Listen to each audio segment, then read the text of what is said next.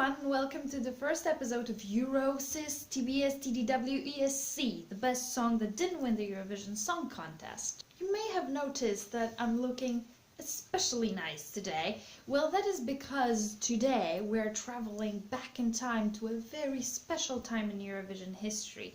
The most glorious and glamorous time in Eurovision history, the time when it all started.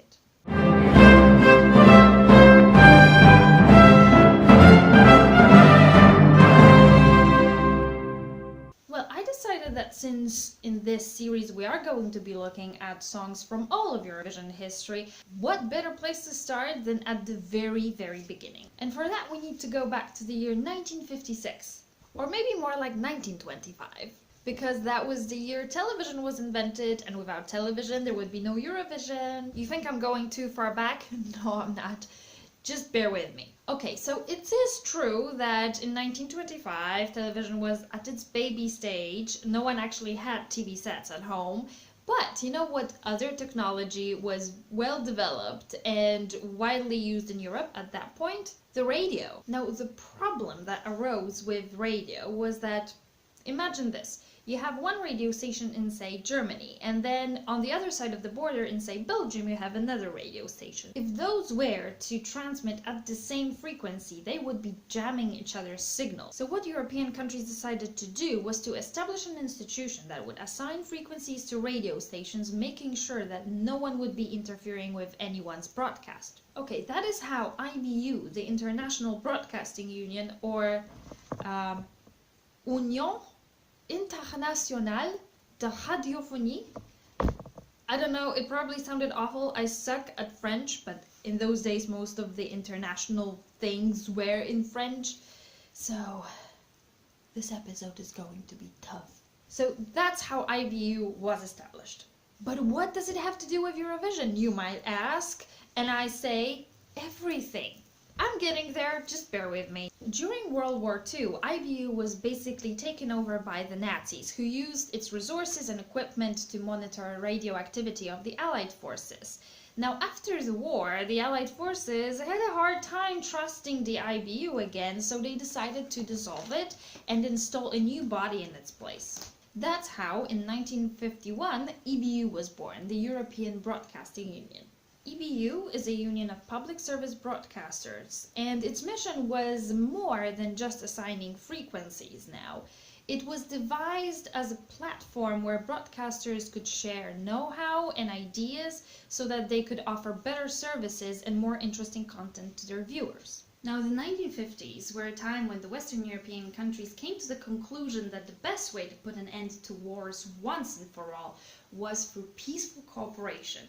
This led to the creation of such institutions as the Council of Europe in 1949, the European Coal and Steel Community in 1952, the Euratom and the European Economic Community in 1957. The last one of those organizations went on to become what we know today as the European Union. In this whole atmosphere of bringing the nations of Europe closer together in the spirit of peaceful cooperation, EBU came up with this idea for an international song contest that would be broadcasted live over its network, which was called the Eurovision. 6 of the 7 countries that participated in the first edition of the contest were the same countries that founded the European Coal and Steel Community, the Euratom, and the European Economic Community. I'm talking about France, Belgium, the Netherlands, Luxembourg, Germany, and Italy. The 7th country that participated was Switzerland, which also hosted the event in the town of Lugano.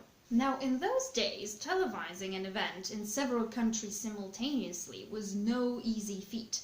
There was no satellite technology, so it had to be done using terrestrial microwave radio relay. So the first edition of the Eurovision was also seen as a milestone in the development of live television. The format of the contest was based on the festival in San Remo, since the person who proposed the idea for the Eurovision Song Contest was Sergio Pugliese, who worked at the Italian television RAI. The first edition of the contest was different than any other in a couple of aspects. First of all, each country presented 2 songs instead of just one. There was no time limit, so the songs can be as long as 5 minutes or as short as 2 minutes. It was also the only time in Eurovision history when voting was secret.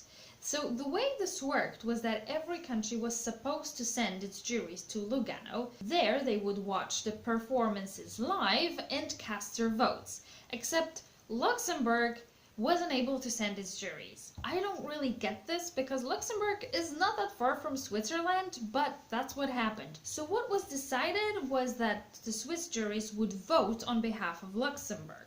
Now this might have had something to do with the fact that the Swiss entry won that year. Now this sparked a little bit of controversy, so after this contest it was decided that the voting will be visible. And also a rule was installed that no country can vote for its own entry. Okay, now the best song that didn't win the Eurovision Song Contest that we're going to have a look at today is one of the German entries from that night. Now why do I think that song is special? Let me give you some background here. I was absolutely convinced that there were no rock and roll entries in Eurovision history. Don't get me wrong, I know that later there were quite a few rock songs, but for a very, very, very long time, Eurovision was exclusively pop. It was so pop that when ABBA won with Waterloo, that was considered rock.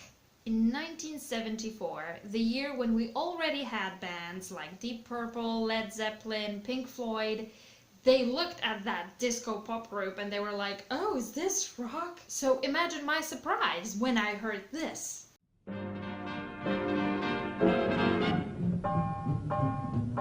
Am Sonntag mit Jimmy, am Montag mit Jack, am Dienstag da gehst du mit Johnny weg. So geht das jede Nacht, so geht das jede Nacht. Das hätte ich nie, nie, nie von mir gedacht. First of all, I'm sorry for the lack of video, but actually the first Eurovision Song Contest is one of the two from which no video footage survived, so we have to make do with the audio. This was So geht das jede Nacht by Freddie Quinn, or as he was actually called, Franz Eugen Helmut Manfred Niedl. Yes, I got it right, yes, Franz Eugen Helmut Manfred Niedl. And he was actually Austrian, not German, but he spent most of his life living in Germany, and that's where he made his career as a singer.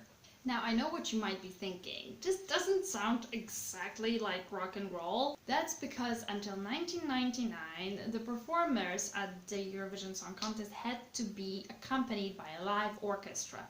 So also every song had to be rewritten for an orchestra. So when they took this one, they kind of turned it into something that sounded a little more like swing. But the rhythm is there, the melody, the tempo.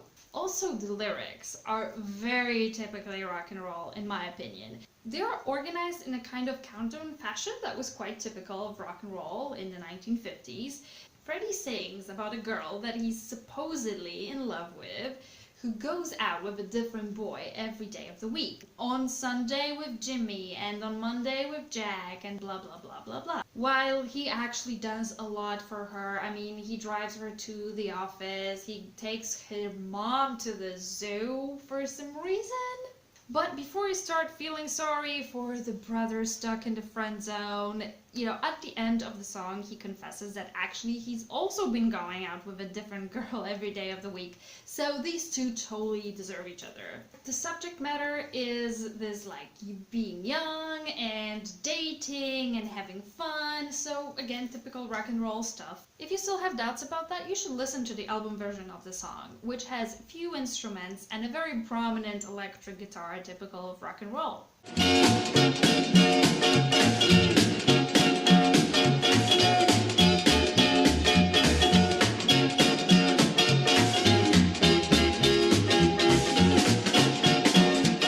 Ich hab dich damals als Baby schon geliebt. Jetzt hab ich Boogie und den Cha-Cha-Cha geübt. Doch du kannst am Freitag mit Ben, Samstag mit einem, den ich nicht mal kenn. So geht das jede Nacht. Please tell me which version of the song you prefer, the Eurovision jazzy swingy one or the original rock and roll? Because the voting was secret and the results were never really announced, they only announced the winner that year, so we have no idea how this song ranked among the others. It is speculated that the other German entry from that year came second, but really we have no way of knowing. However, I do believe it was the liveliest and catchiest song from that year.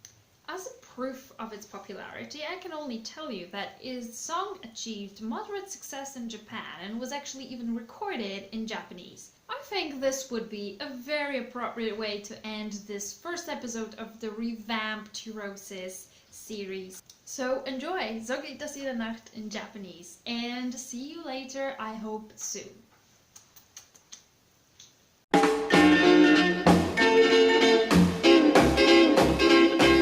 この僕がありながら本当にひどいじゃないか君は毎晩君はどっかへこっそり踊りに行く赤ん坊の頃から僕は君を愛していたそれなのにこの頃ジミージャッキージョニー